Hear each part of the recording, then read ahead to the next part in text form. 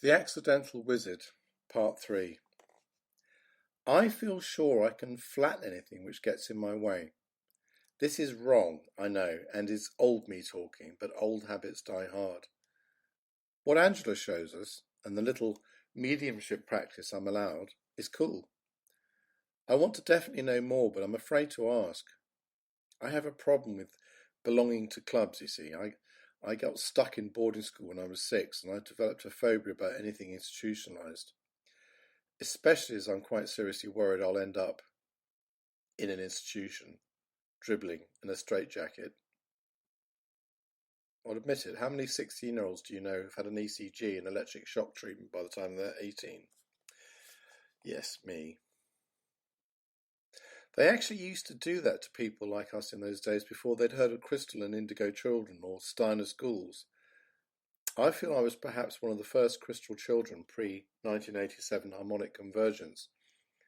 We were seen as anomalies, not the future, as society was struggling to keep up with the rate of evolutionary change, which is increasing, as the Maya predicted. You see how I'm beginning to get all those kind of cool New Age references in?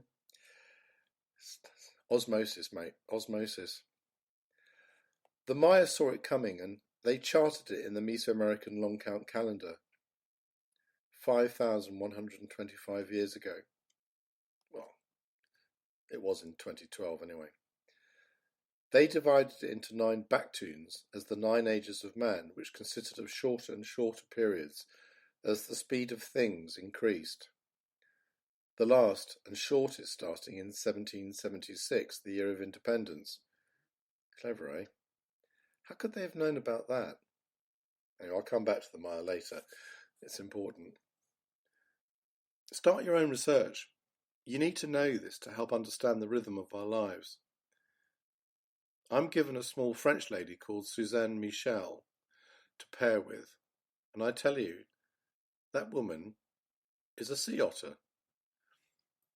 Turns out she loves sea otters. Funny that. In a few years we'll be bonded by our personal connection to the tragic Haitian earthquake. Me and Suzanne Michel. I leave the College of Psychic Studies with my friend Sue Llewellyn. Sue is very tall and has a very deep brown voice and is a powerful witch in my book. I pluck the ticket off my motorbike. Yep, I was right about that. And try to dematerialize it, and that doesn't work. Where are your wizard powers when you really need them? Curses. 26th of December. Boxing Day. I'm feeding a friend's cat. She is black and a spirit guide.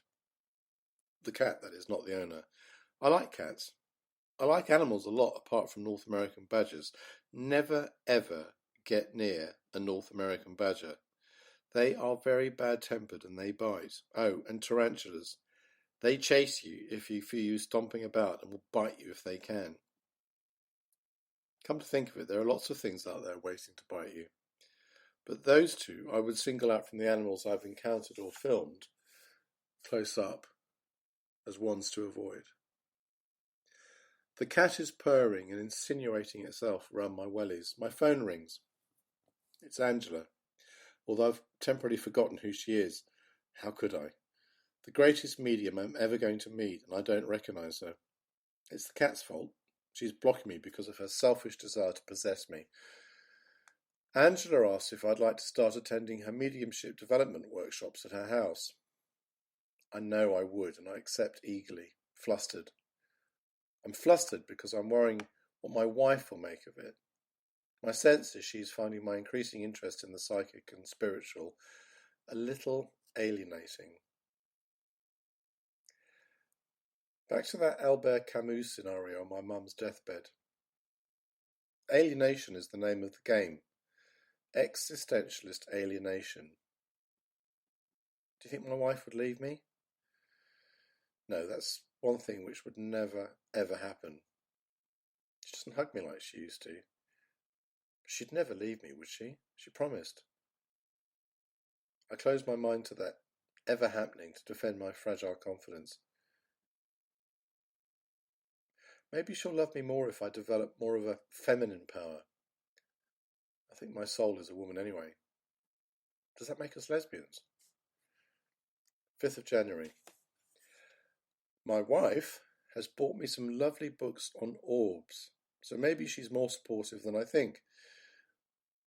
One on the angel system describes each angel, the colours they appear as, and their particular powers. This is amazing. What's even more amazing is I already know most of this. Did my mum install it in me so young? I don't remember. Did the angels who visited in my cot tell me? My sense is they might have. The orb pictures I will take more and more of feature white, pink, yellow, green and orange orbs. Archangels Uriel, Shamuel, pink for love, yellow and fringed with red, Metatron, Archangel Enoch or Elijah as his incarnated self, Raphael and Gabriel. My wife is supporting me on my journey.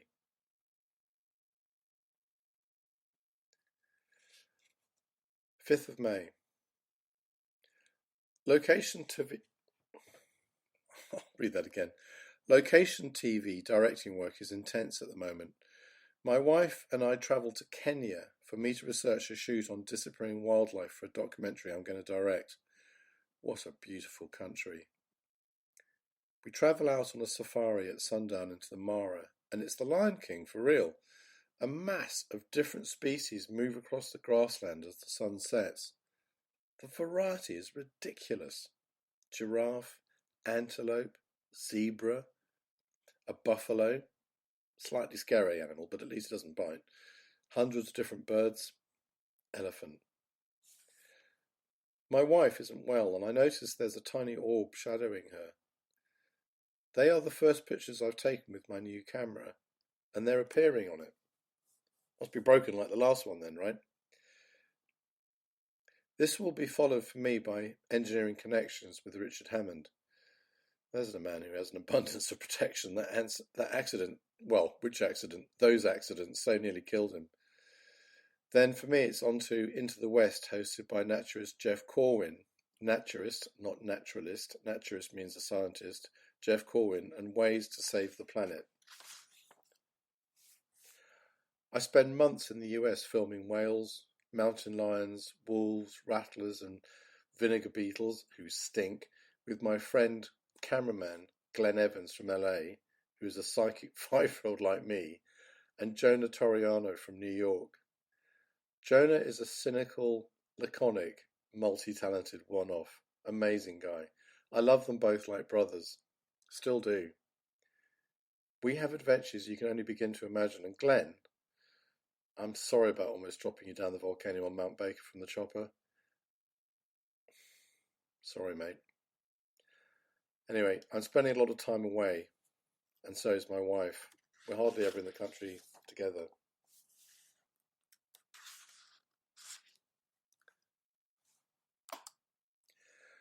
Eighth of July. Time to talk about Angela Watkins again.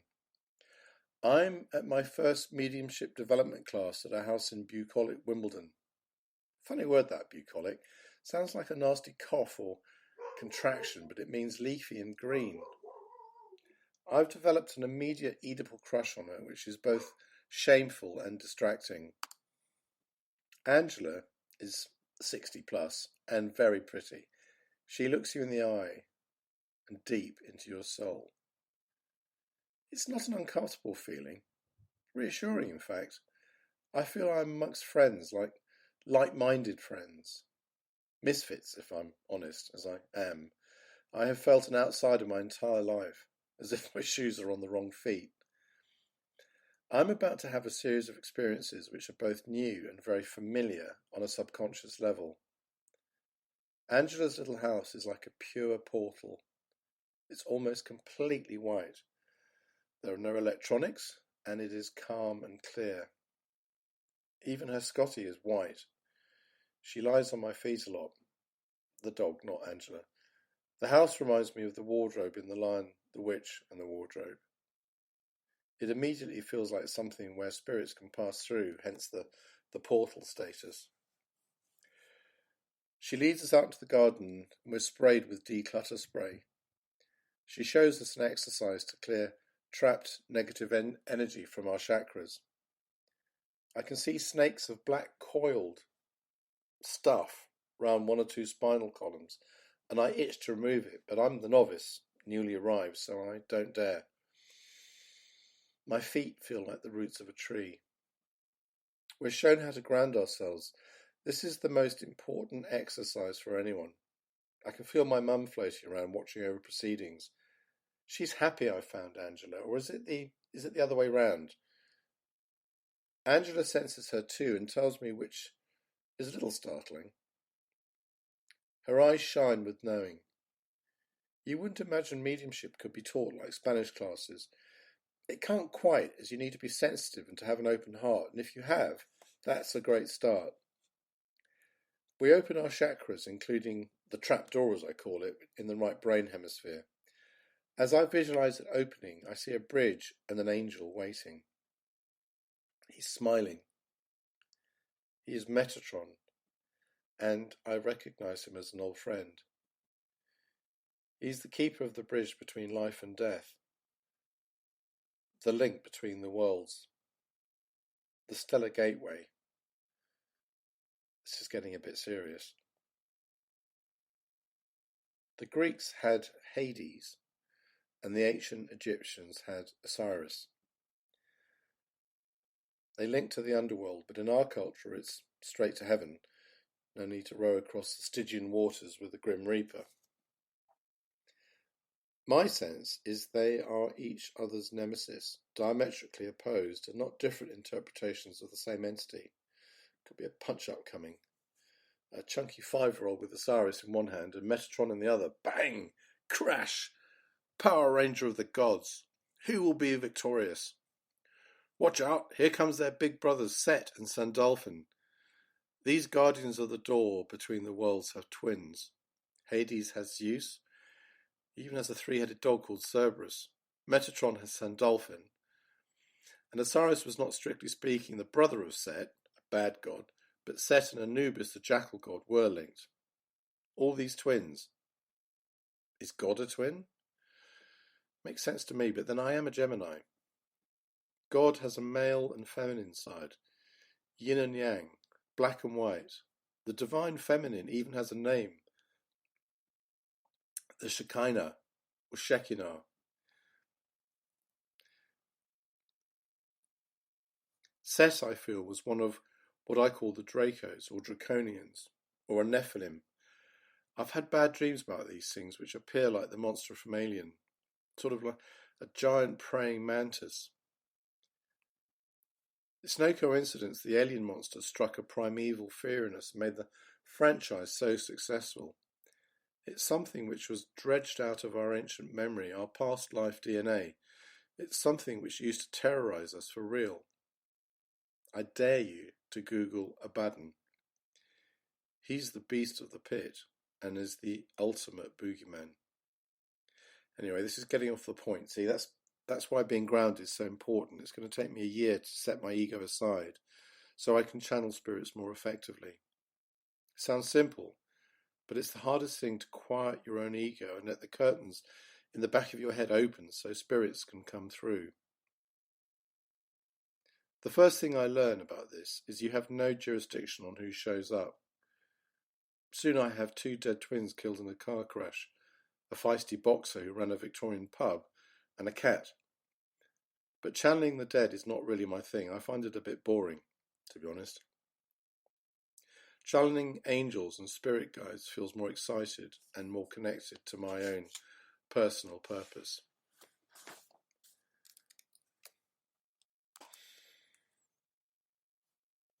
11th of November. So, here's what I've learnt so far. I am not cut out to tell grieving people about their dead relatives. In all honesty, they seem to know and aren't that interested in me either.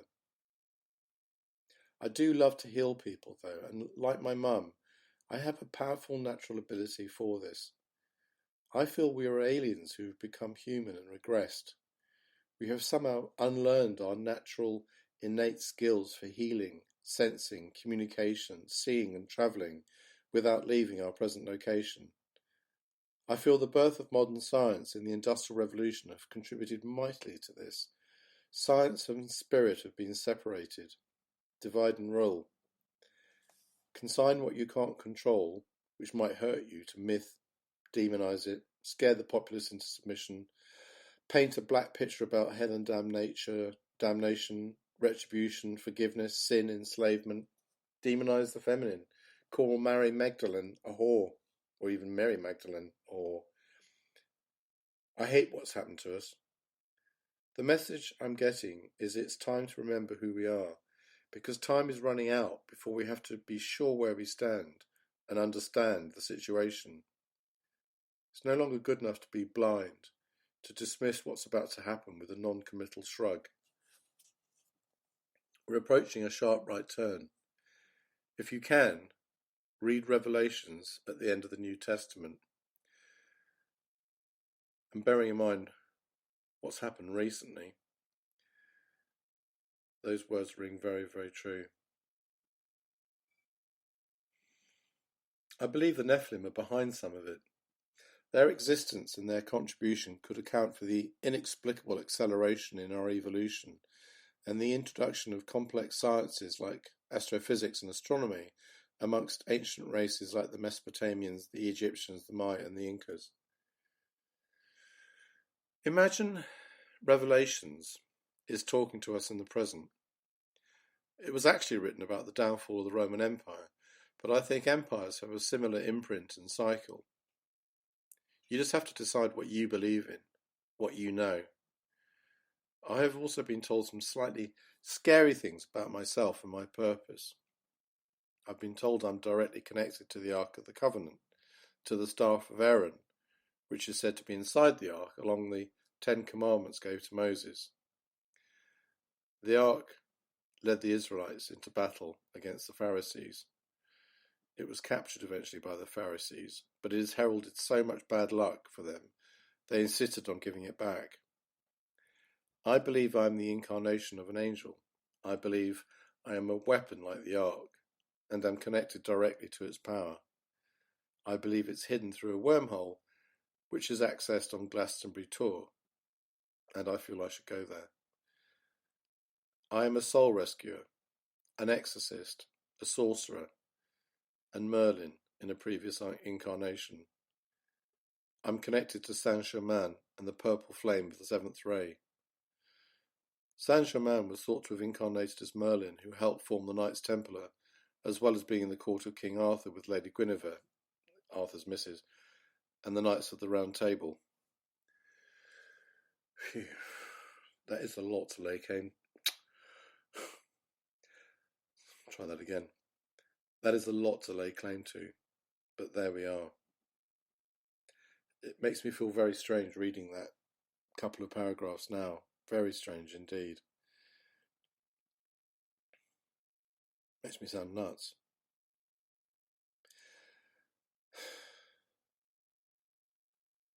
I'm told all or part of this on different occasions by several people who have no knowledge of each other and receive no prompting from me. My life is becoming increasingly surreal, but I feel this is true. I know every weird beard in Christendom is convinced they're half a book's worth of ancient curios from previous incarnations, but this is what I'm told, and it's really, really resonating with me. It's the consistency which is interesting. Maybe they say the same thing to everyone. My wife thinks I'm a bit gullible and overly receptive, and maybe she's right. But I think I know the truth in my heart. Angela's classes are progressing well, and I can feel my psychic sensitivity increasing with focused practice. Unfortunately, it also means I can feel my personal life becoming more broken and less solid. And the radio receiver in my head is growing louder and affects me more. Externally, it appears as if I'm becoming more bipolar, and I know the real reason. But then nutters always claim that, don't they? If you ask a full-blown crazy person if they're sane, they'll look at you as if they're offended you've even dared question their sanity. I know. I've found myself doing it. And I've asked other people that question, people who are in a secure institution. Oh, yes.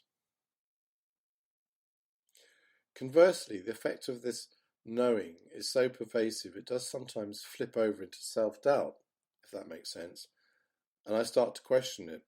I'm worried that I'm displaying the classic symptoms of paranoid schizophrenia. Oh, I feel dizzy and unwell just trying to write this now. My head is expanding and contracting like a lung, and my stomach is churning. I have to keep going, keep talking to you. But it's happening right now as I'm putting this down for you to read. It feels like long fingers are reaching into my brain and tinkering with it. This isn't anything which is on a higher vibrational level, is it? Maybe this is being crazy. 12th of November. I'm going to tell you something now, and you can make up your own mind. I'm just going to tell you what happened last night. After feeling like I was actually going crazy finally, which might actually have been a migraine or a migraine, however you pronounce it, as I was violently sick and had to go to bed. I fell asleep and had a dream.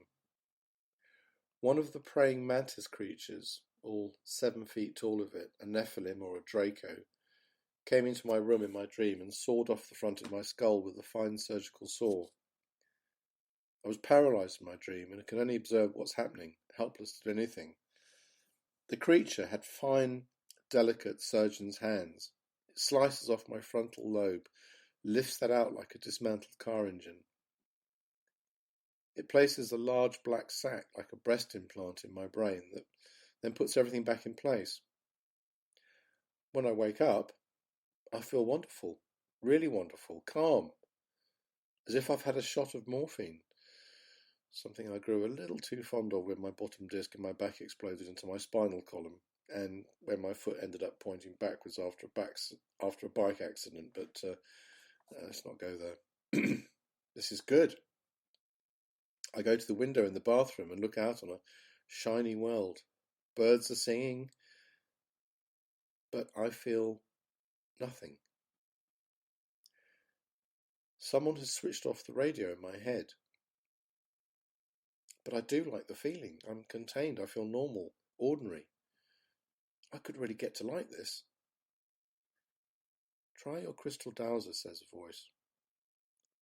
I take it out and hold the beautiful little quartz dowsing crystal over my left palm with it suspended on its fine silver chain between my right thumb and forefinger as usual. When I ask it a question, it always swings clockwise for yes, anti-clockwise for no. Always, nothing. No movement whatsoever. So they found me and got at me.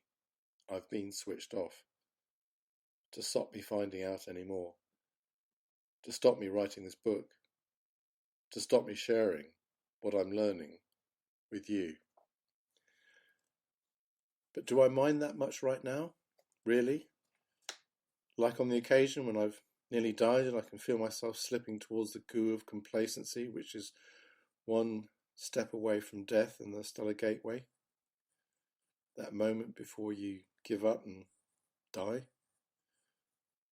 I'm not going to die, but the feeling that my emotions are not my own, my life is not my own, my future is not mine to determine, will go away if I can just stay in this new, blissful state. I could be like everyone else on the terraces, shouting my head off on a Saturday afternoon at a football match while I look forward to a hearty tea and a cuddle with the wife. Nothing else imposing on my consciousness. No urging to look to the end of days or shooting out into space millions of miles from Earth, feeling a trapped soul pass through me on the stairs in someone else's house. No eyes watching me. Shit, some privacy at last. I go upstairs and sit on the side of the bed and stare at the wall, which is usually not a wall but a step to somewhere else, except today it isn't a portal, it's a wall. Almost grudgingly, I force myself to call my friend to help me. As she talks to me, I lie back on the pillows and my neck and head go into a spasm like I have never experienced in my life. It really, really hurts. We visualize taking my brain apart, and she says she can see the black device, the mantis Draco Nephilim thing or whatever it was planted there in my dream. Again, no prompting from me. We remove it and reassemble my brain, figuratively speaking. The pain has gone and the chattering radio is slowly increasing in volume again. The familiar shaky nervousness is back. I'm not saying this to myself very well. I hate it. But it's my burden, my destiny, the point of it.